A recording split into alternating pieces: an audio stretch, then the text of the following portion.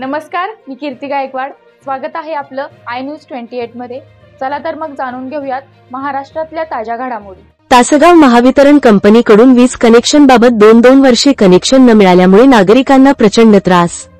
बहुचर्चित आमसभा घेण्यात आली. अध्यक्षस्थानी तासगाव तालुक्याचे आमदार रोहित दादा पाटील होते. बरेच वर्षांनी आमसभा होत असल्याने या सभेस विशेष महत्त्व प्राप्त झाले होते. प्रमुख उपस्थिती माननीय तहसीलदार अतुल पाटोळे साहेब, माननीय गटविकास अधिकारी के.पी. माने सो व विभागीय प्रमुख. सर्व विभागाचे प्रमुख. आमसभेसाठी जनता दरबार घेण्यात आला. सर्व समस्या सरकार दरबारी जनतेला न्याय मिळेल अशी आशा आहे. सर्व विषयावर जनतेने प्रश्न विचारले. आरोग्य विभागात ग्रामीण रुग्णालय तासगाव येथे पोस्टमार्टमसाठी पैसे घेतले जातात. या विषयावर अर्जुन माने बापू विसापूर माजी जिल्हा परिषद सदस्य यांनी उपस्थित केला. आरोग्य विभाग त्यावर योग्य ती कारवाई करू असे आश्वासन दिले. महावितरण विसापूरमधील व्यापारी संकुलनाला 2 वर्षे झाले वीज कनेक्शन देत नाहीत. त्याबाबत माननीय सुनीलभाऊ पाटील माजी जिल्हा परिषद सदस्य महावितरणच्या अधिकाऱ्यांना प्रश्न विचारले. बरेच वर्षानंतर कनेक्शन का मिळाले नाही? आमदार रोहित दादा यांनी यावर लक्ष घालून कनेक्शन देण्यात यावे. तासगाव तालुक्यातील आमसभा सुरळीत खेळीमेळीत पार पडली. राज्यात पहिल्यांदा 9 तास आमसभा घेण्यात आले.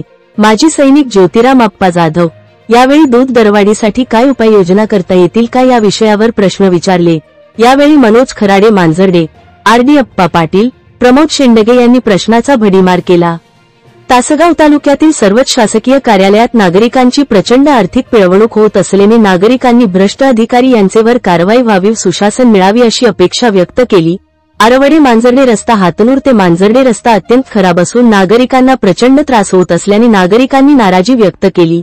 सभेमध्ये विचारलेल्या 90% प्रश्नावर कोणताही निर्णय जागेवर न झाल्यामुळे नागरिकांनी ही सभा म्हणजे नुसता फारसा आहे का अशी शंका व्यक्त केली.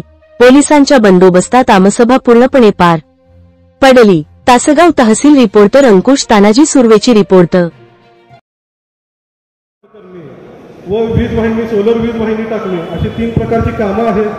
मागील वर्षी 5 MVA मांजर्डे ते आता जे सांगितलं त्या प्रकारे काम झालेलं आहे. मनेराजुरी उपकेंद्रामध्ये पण ते 5 MVAचे आणि 3 नवीन फिडरचं काम झालेलं आहे. त्यामुळे या ठिकाणी दिवसा वीज पुरवठा करणे कार्यवाही चालू होईल. RDSS नावाची एक योजना सेंट्रल गव्हर्नमेंटची होती, रिव्हॅम्प्ड डिस्ट्रीब्युशन सेक्टर स्कीम.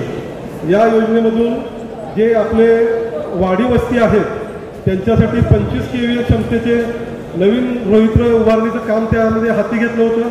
त्यापैकी एकूण 17 रोहित्रांचं काम झालेलं आहे. तसेच बोरगाव व विसापूर या ठिकाणी नवीन 2 फीडर काढून त्या भागात जो लो व्होल्टेजचा इश्यू होता तो सुद्धा त्यामध्ये सुधारणा करण्यात आलेली आहे. मागील वर्षी घरगुती व्यावसायिक आणि औद्योगिक क्षेत्रासाठी साधारणतः 1100 कनेक्शन या 3 उपविभागातून देण्यात आलेले आहेत. साधारणतः अध्यक्ष जुलै महिन्यापासून सौर कृषी पंप या पद्धतीनं शेती पंपासाठी कनेक्शन दिली जातात.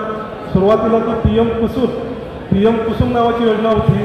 सप्टेंबर-ऑक्टोबर नंतर ती मागेल त्याला सौर कृषी पंप या योजनेतून ते वीज कनेक्शन दिली जातात. 2025-26 साली आजपर्यंत आमच्याकडे DPDC करिता एकूण 18 प्रस्ताव दाखल झाले असून त्याचे 7 लाखाचे प्रस्ताव मंजुरीसाठी पाठवण्यात आलेले आहेत. मगाशी ज्याप्रमाणे मी उल्लेख केला, मुख्यमंत्री सौर कृषी वाहिनी योजनेतून निंबळक येथे 5 MVA क्षमतेचं सबस्टेशन प्रस्तावित केलेलं आहे. हातनूर, कुमठे आणि सावळ येथे 5-5 MVA, 10-10 MVA आणि 5 MVA असे क्षमता वाढ म्हणजे पॉवर ट्रान्सफॉर्मर बसवण्याचं प्रस्तावित केलेलं आहे. एशियन डेव्हलपमेंट बँक नावाची एक स्कीम असते, त्याच्यामध्ये तासगावमध्ये 10 MVAचे 2 पॉवर ट्रान्सफॉर्मरचे एक उपकेंद्र, निमणी येथे 5 MVAचे एक उपकेंद्र, कवठेकण येथे 5 MVAचे एक उपकेंद्र, हातनूर येथे 5 MVAचे एक उपकेंद्र